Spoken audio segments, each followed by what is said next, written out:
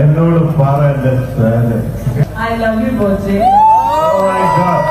മാത്രം ഇട്ടില്ല എന്നുള്ള ഒരു പരാതി വേണ്ട.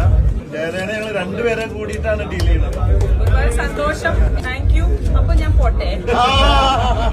നഷ്ടം തന്നെ ഞങ്ങൾ മുതലാക്കിക്കോളാം.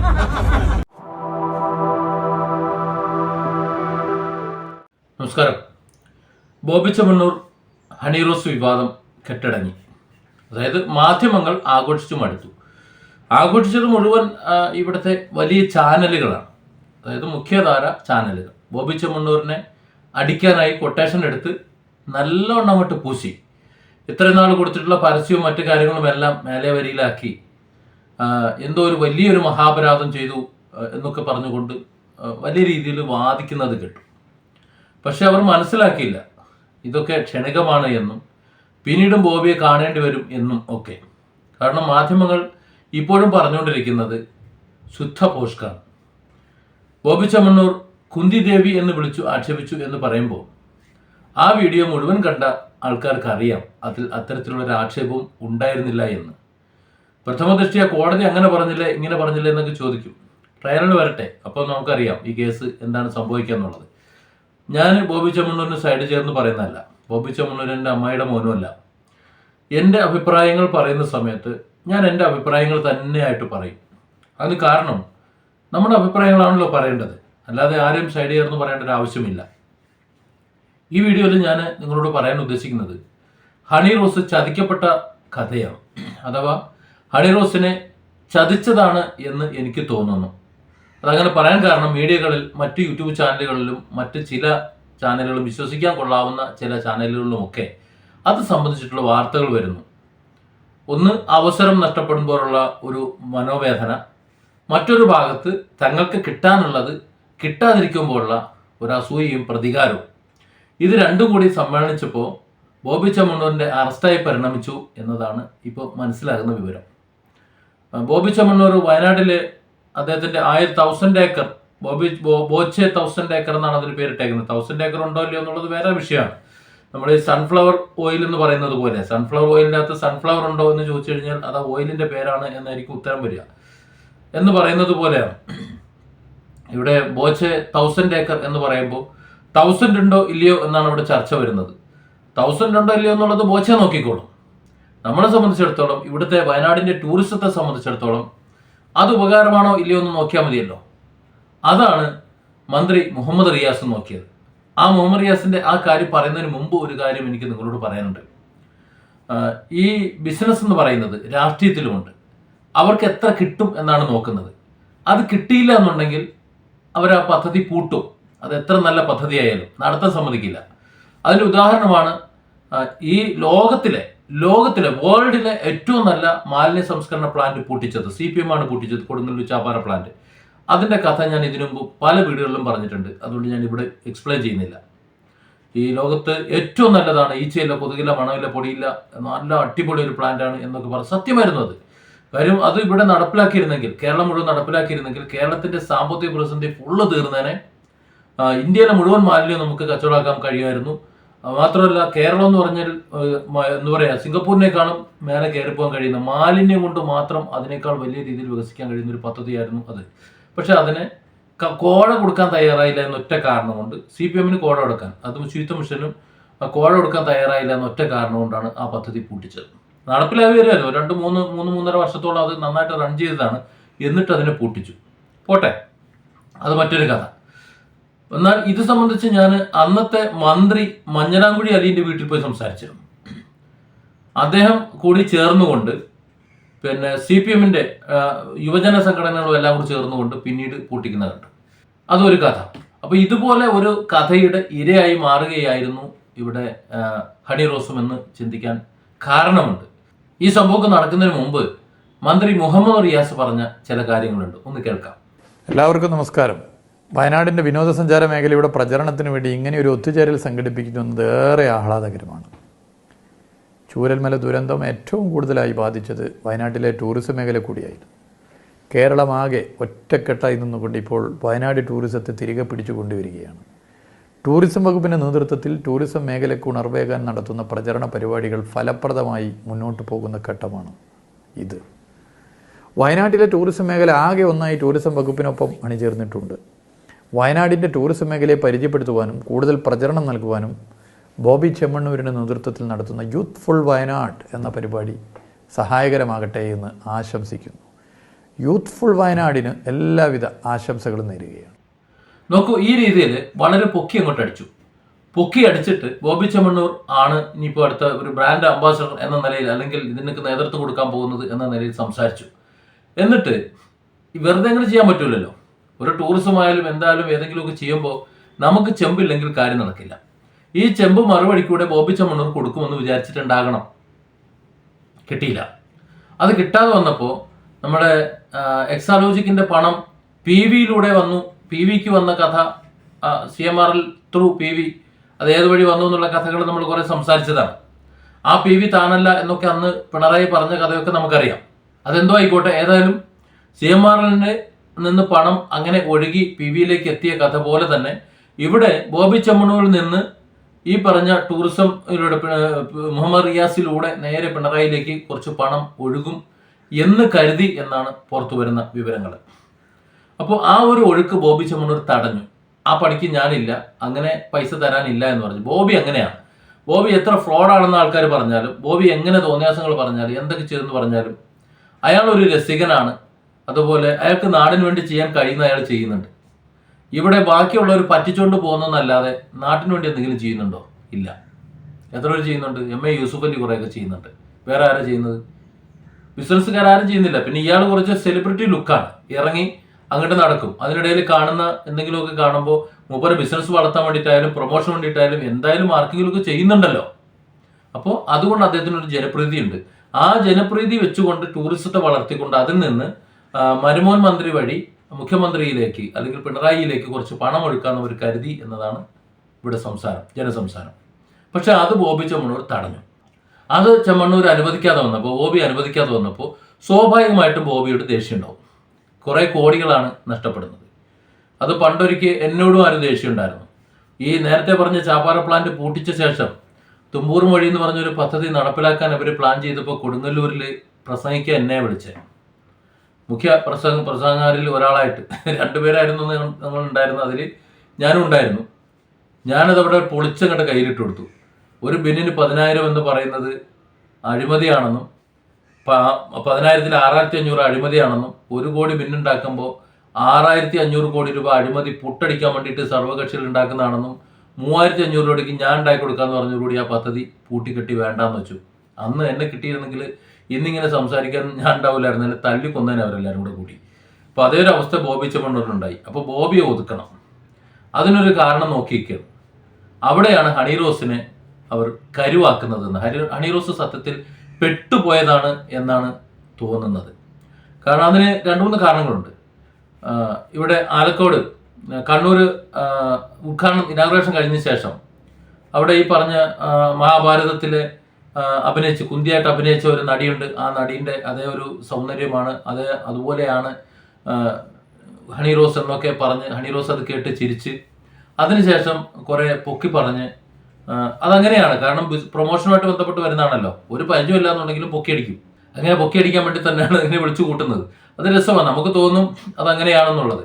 ഇപ്പോൾ ഞാനൊക്കെ അത്തരം ചില ബിസിനസ് ക്ലാസ്സിനൊക്കെ പോയിട്ടുണ്ട്. ബിസിനസ് ക്ലാസ് എടുക്കാൻ ചെല്ലുമ്പോൾ അവിടെ ഇതിന്റെ സംഘാടകരെ നമുക്കൊന്നും അറിയത്തൊന്നുണ്ടാവില്ല. അവർ നമുക്ക് അവരെ പ്രൊഫൈൽ എഴുതിത്തരും. ആ പ്രൊഫൈൽ വെച്ചിട്ട് വെച്ചങ്ങട്ട് അലക്കുകയാണ് ചെയ്യുന്നത്. അതങ്ങനെ ആ പണി അതുകൊണ്ടാണ് ഞാൻ നിർത്തി വെച്ചത്. എനിക്ക് താല്പര്യമില്ലാതായി. അതുകൊണ്ട് അത്തരം പരിപാടികളൊന്നും ഇപ്പം ഞാൻ ചെയ്യാറില്ല. അപ്പം അതുപോലെ ഇവിടെ ഒരുപക്ഷെ ഹണിറോസ് പൊക്കി അടിച്ചതായിരിക്കാം. പക്ഷെ ഹണിറോസ് അതിൽ പറയുന്നുണ്ട് 10-20 വർഷമായിട്ട് അറിയാമെന്ന്. ഏതായാലും ഒരു മോഡൽ അല്ലെങ്കിൽ ഒരു ഉദ്ഘാടക ഒരു ബിസിനസ്സുകാരനെ സംബന്ധിച്ചിടത്തോളം ഒരു പരിധി വരെ അവർ ഉപയോഗിക്കുള്ളൂ. പിന്നെ മറ്റുള്ളവരെ മാറി മാറി ഉപയോഗിക്കും. കാരണം പുതിയ ട്രെൻഡ് അനുസരിച്ച് മാറിക്കൊണ്ടിരിക്കും. അങ്ങനെ ഒരു ട്രെൻഡ് മാറ്റത്തിൽ ഈ ഹണിറോസിനെ മാറ്റി ശ്വേതാ മേനോനെ അവരെടുത്തു. ഹണിറോസിന്റെ വസ്ത്രവിധാനം കൊണ്ട് അല്ലെങ്കിൽ ആ ഒരു രീതി കൊണ്ട് അത് ഹണിറോസിന് ഇഷ്ടപ്പെട്ടായിരിക്കാം, അതല്ലെങ്കിൽ വിളിക്കുന്നവരുടെ ആവശ്യം അനുസരിച്ചായിരിക്കാം. രണ്ടായാലും ഹണിറോസിന് ഇഷ്ടമല്ല എന്നുണ്ടെങ്കിൽ അത്തരത്തിലൊരു വസ്ത്രം ധരിച്ചു വരില്ലല്ലോ. എന്തായാലും അത് കാണാൻ ആളെ തടിച്ചുകൂടും. അതിനെ വിളിക്കുന്നവരാരായാലും അവർ ബിസിനസ്സാക്കി മാറ്റും. അത് ബോബി ചെമ്മണ്ണൂർ ഒരു ബിസിനസ്സാക്കി മാറ്റിയിട്ടുണ്ട്. പിന്നെ അത് ആ നിലയിൽ ഹണിറോസിനെ തൽക്കാലം ഒന്ന് മാറ്റി നിർത്തിക്കൊണ്ട് ശ്വേതാ മേനോനിലേക്ക് എത്തുന്നു. പിന്നീട് ശ്വേതാ മേനോനാകട്ടെ ഒരു പടി കൂടി കടന്ന് ഈ ബോബി ചെമ്മണ്ണൂരിനോട് ഇഴുകിച്ചേരാണ്. ഇഴുകിച്ചേരാന്ന് പറഞ്ഞു കഴിഞ്ഞാൽ ഹണി റോസിന് ഇല്ലാതെ പോയ ആ ഒരു നോളജ്, ഹണി റോസിനെ സംബന്ധിച്ചെന്ന് പറഞ്ഞാൽ ആ എക്സ്പീരിയൻസ് കുറവാണ്. ഒരു വലിയൊരു എന്താ പറയാ, ബിസിനസ്സിനെ ആ നിലയിൽ കാണാൻ കഴിയുന്ന ഒരാളായി മാറിയെന്ന് എനിക്ക് തോന്നുന്നില്ല. ഒരു പാവമാണ്. നമ്മളിങ്ങനെയൊക്കെ വിമർശിക്കുന്നുണ്ടെങ്കിലും ഒരു പച്ച സാധുവാണ്. അതുകൊണ്ടാണ് ഫേസ്ബുക്കിൽ ആ നിലയിലൊക്കെ ഓരോ തവണ സഡൻ സ്പോട്ടിൽ ഇങ്ങനെ പ്രതികരിച്ച് വരുന്നത്. കുറച്ച് അത്തരത്തിലൊരു ടാലന്റഡ് ആണ്, കൂർമ്മ ബുദ്ധിക്കാരിയാണ്, അങ്ങനെയൊക്കെ ആണെന്നുണ്ടെങ്കിൽ, എന്തെങ്കിലും മനസ്സിൽ എന്തെങ്കിലും കുബുദ്ധികളൊക്കെ ഒളിച്ചു വെച്ചിട്ടാണ് ചെയ്യുന്നതെന്നുണ്ടെങ്കിൽ മിണ്ടാതിരുന്നിട്ടാണ് പണി തരിക. ഇവിടെ ബോബി ചെമ്മണ്ണൂരിനെതിരെയും അതുപോലെ രാഹുൽ ഈശ്വറിനെതിരെയും ഒക്കെ ഹണി റോസ് നിരന്തരം ഫേസ്ബുക്ക് പോസ്റ്റ് എഴുതിയിരുന്നു. നിങ്ങൾ ശ്രദ്ധിച്ചാൽ മനസ്സിലാവും.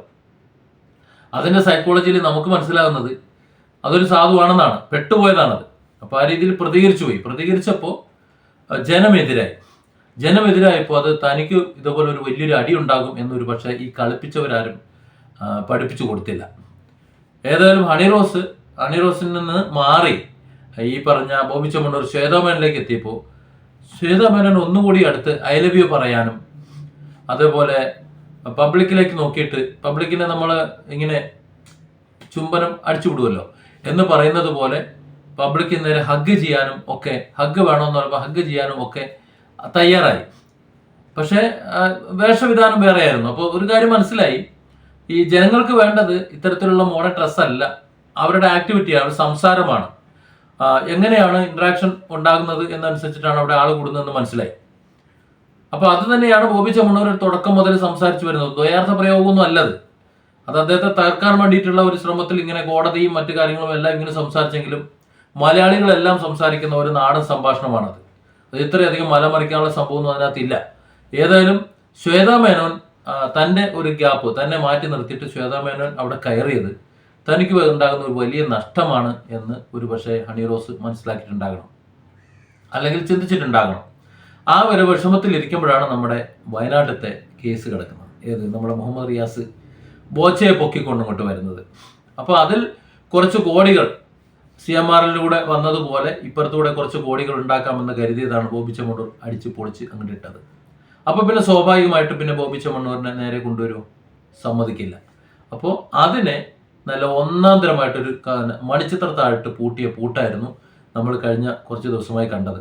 അതല്ല എന്നുണ്ടെങ്കിൽ എത്ര കേസുകൾ, എത്ര ഭീകരമായിട്ട് ഈ നമ്മുടെ സംസ്ഥാനത്തെ മുഴുവൻ കുട്ടിച്ചോറാക്കാൻ പറ്റുന്ന വിധത്തിലുള്ള എത്ര പ്രസ്താവനകൾ, എത്ര പ്രശ്നങ്ങൾ, ഇതിനേക്കാളും ക്രൂരമായ എത്ര കേസുകൾ ഇവിടെ നടന്നു. അതിലൊന്നും യഥാസമയം FIR ഇട്ടാൽ തന്നെ അറസ്റ്റില്ല, മറ്റ് നടപടികളിൽ ഒക്കെ വൈകിക്കുകയാണ്. ഇവിടെ ഹണി റോസിനെ കൊണ്ട് പരാതി കൊടുപ്പിച്ച് ഹണി റോസിനെ കരുവാക്കിക്കൊണ്ട് ഒരു FIR അങ്ങോട്ട് ഇടിച്ചു കഴിഞ്ഞപ്പോൾ മണിക്കൂറുകൾക്കകം ഒരു ഭീകരവാദിയെ പിടിക്കുന്നത് പോലെ വളഞ്ഞിട്ട് ബോബി ചെമ്മണ്ണൂരിനെ അങ്ങോട്ട് പിടിച്ച് പറയുന്നതിനകം അങ്ങോട്ട് ജാമ്യമെല്ലാം നിഷേധിപ്പിച്ച് ഇല്ലാത്ത വകുപ്പുകളെല്ലാം കൂടെ കൂട്ടിച്ചേർത്ത്, കാര്യം കോടതിക്ക് അറിയില്ലല്ലോ ഈ സരസഭാഷണം എന്താണെന്നുള്ളത്, അവരുടെ മുന്നിലെത്തുന്ന കടലാസുകളാണ്, അങ്ങോട്ട് പിടിച്ച് അകത്താക്കി അവസാനം ജാമ്യം കിട്ടി പുറത്തും വന്ന് അവിടെയും വിവാദമാക്കി. ചുരുക്കം പറഞ്ഞാൽ ഇവിടുത്തെ മീഡിയകൾ എന്തോ ബോബി ചെമ്മണ്ണൂരോട് എന്തോ ഒരു വൈരാഗ്യമുള്ളതുപോലെയാണ് പെരുമാറിയത്. ബോബി ചെമ്മണ്ണൂരിനെ ഞാനും വിമർശിച്ചിട്ടുണ്ട്. ബോച്ചെട്ടിയുമായി ബന്ധപ്പെട്ട് എനിക്കുണ്ടായ അനുഭവത്തിൽ ബോബി ചെമ്മണ്ണൂരിനെതിരെയാണ്, അത് ഉടായ്പാണ് എന്ന് പറയുന്ന ഒരാളാണ് ഞാൻ. അതങ്ങനെ തന്നെ പറഞ്ഞു കണ്ട് ഇതിങ്ങനെയാണ് സംഭവം എന്ന് പറഞ്ഞുകൊണ്ട് ബോച്ചയെ കച്ചവടം ചെയ്യാത്തതിൽ എനിക്ക് എതിർപ്പുണ്ട്. അത് അതിൻ്റെ വശം. എന്തിനെയാണോ നമ്മൾ എതിർക്കേണ്ടത് അതിനെ എതിർത്താൽ മതിയല്ലോ, അല്ലാതെ വേണ്ടതിനും വേണ്ടാത്തതിനും മുഴുവൻ ഒരു വ്യക്തി വെറുക്കേണ്ടത് നമ്മുടെ ആവശ്യമൊന്നുമില്ല. ഏതായാലും ആ നിലയിൽ ഇവിടെ കൊടുത്തിട്ടുള്ളൊരു പണി, നല്ല മുട്ടം പണി ഒരു കൊടുക്കണമെന്ന് വിചാരിച്ചു. അത് ഹണി റോസിനെ ഉപയോഗിച്ചുകൊണ്ട് ഒരു സൂപ്പർ പണി നമ്മുടെ മുഹമ്മദ് റിയാസ് അല്ലെങ്കിൽ പിണറായി ഇവരടക്കം കൊടുത്തതാണ് എന്നാണ് ഇപ്പോൾ സംശയിക്കേണ്ടി വരുന്നത്. കാരണം അങ്ങനെയാണ് കാര്യങ്ങളുടെ പോക്ക്. പക്ഷേ ഇവിടെ പെട്ടുപോയത് ഹണി റോസാണ്. ഹണി റോസിന് ഒരു ബിഗ് ക്യാമ്പയിൻ പുറത്ത് നടക്കുന്നുണ്ടെന്നാണ് അറിയുന്നത്. ഇപ്പോൾ ബോബി ചെമ്മണ്ണൂരിൻ്റെ ഫാൻസ് മുഴുവൻ ഹണി റോസിനെതിരായി. എവിടെ ഒരു ഉദ്ഘാടനം നടന്നാലും അവിടെ ഈ ഫാൻസിൽ എവനെങ്കിലുമൊക്കെ ചെന്ന് എന്തെങ്കിലുമൊക്കെ പറയാൻ പറ്റൂല. അങ്ങനെ പറഞ്ഞു കഴിഞ്ഞാൽ ആ ഉദ്ഘാടനം നടത്തുന്നത് ആരാണോ ആ സ്ഥാപനത്തിൻ്റെ ഉടമകൾ പ്രതിയാകുന്ന ഒരു സാഹചര്യം വരും. അതുകൊണ്ട് ഭയന്ന് ഹണി റോസിനെ ഇനി വിളിക്കാത്തൊരു സാഹചര്യം വരും. അതുപോലെ ജനപ്രീതി എപ്പോഴും ഡിമാർക്ക് ചെയ്യാൻ വേണ്ടിയിട്ട് ഒരു വിഭാഗം പുറത്തുള്ളപ്പോൾ ഒരു സിനിമയിലും വലിയ പ്രശ്നമാണ്. അപ്പോൾ ഇറങ്ങാൻ പോണ ആ സിനിമയ്ക്ക് പുറമെ പുതിയൊരു സിനിമ ഇനി കിട്ടണമെന്നുണ്ടെങ്കിൽ ഇനി ഇറങ്ങാൻ പോണ സിനിമ ഉണ്ടല്ലോ റേച്ചൽ, അതൊരു വൻ ഹിറ്റാവണം. ഇപ്പോൾ ഈ വന്നിട്ടുള്ള ഈ മൈനസ് മാർക്കിനെയൊക്കെ കവർ ചെയ്യുന്ന രീതിയിൽ ഒരു വലിയ ഹിറ്റായി മാറിയാൽ മാത്രമേ ഇനി ഹണി റോസിനൊരു തിരിച്ചുവരവ് പറ്റുള്ളൂ. ആ നിലയ്ക്ക് തകർത്ത് കളഞ്ഞു എന്ന് പറയുന്നതാണ് ശരി. ഈ CPM എന്ന് പറയുന്ന ഈ ഒരു പാർട്ടിയും അതിലുള്ള ബാക്കി നേതൃത്വവും ഇവരെല്ലാം ആരെങ്കിലും നന്നാക്കിയ ചരിത്രമുണ്ടോ എന്ന് ആലോചിച്ച് നോക്കിയാൽ മതി. അതിൽ അവസാനത്തെ ഇരയാണ് ഹണി റോസ്. ഹണി റോസിന്റെ ജീവിതം കൂടി താറുമാറാക്കിയപ്പോൾ ബോബി ചെമ്മണ്ണൂരിനുള്ള ഒരു എന്താ പറയുക മൊത്തത്തിലുള്ള ഒരു അദ്ദേഹത്തിന് ചെയ്തിട്ടുള്ള നന്മകളെ മുഴുവൻ ഒറ്റ ദിവസം കൊണ്ട് അതിന് വിലയില്ലാതെ ഇല്ലാതാക്കി കളഞ്ഞപ്പോൾ എന്താണ് ഈ പാർട്ടി നേടിയത് എന്ന് ചോദിച്ചു കഴിഞ്ഞാൽ, അല്ലെങ്കിൽ ഈ റിയാസും പിണറായിയും ഒക്കെ നേടിയതെന്ന് ചോദിച്ചു കഴിഞ്ഞാൽ അറിയാൻ വയ്യ. നിങ്ങൾക്ക് ആർക്കെങ്കിലും എന്തെങ്കിലും അറിയാമെന്നുണ്ടെങ്കിൽ ഇത് താഴെ കമന്റായിട്ടൊന്ന് എഴുതി. എനിക്ക് മാത്രം ഇട്ടില്ല എന്നുള്ള ഒരു പരാതി വേണ്ട. ജയലേനെ ഞങ്ങൾ രണ്ടുപേരെ കൂടിയിട്ടാണ് ഡീൽ ചെയ്യുന്നത്. ഒരുപാട് സന്തോഷം, താങ്ക് യു. അപ്പൊ ഞാൻ പോട്ടെ. നഷ്ടം തന്നെ ഞങ്ങൾ മുതലാക്കിക്കോളാം.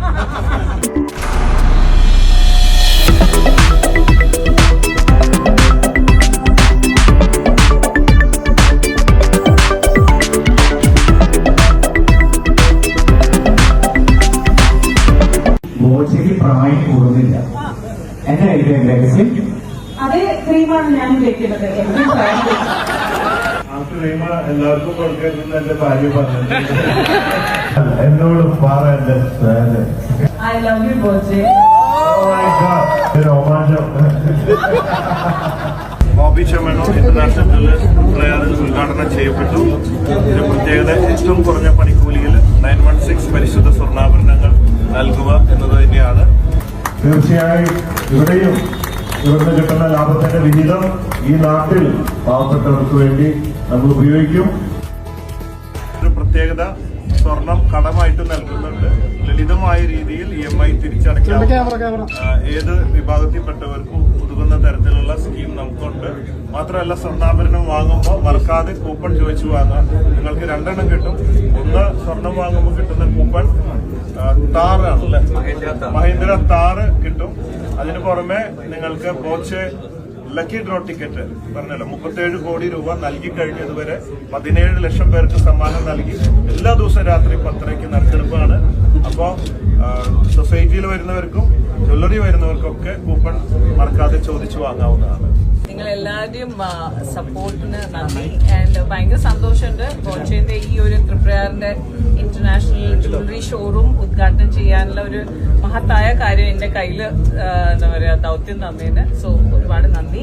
Wishing you all the very best. Actually ഇതൊക്കെ ഒന്നല്ല, ഐ ലൈക്ക് ഹിസ് ചാരിറ്റി. ആ ഒരു കോൺസെപ്റ്റ്, ആ ഒരു മനസ്സുള്ള ബോച്ചേനെയാണ്. I really appreciate and wishing him all the best. And first sale നടക്കാണ്.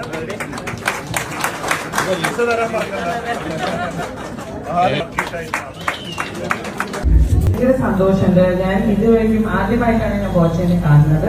I find his name very cute. Boche, so cute.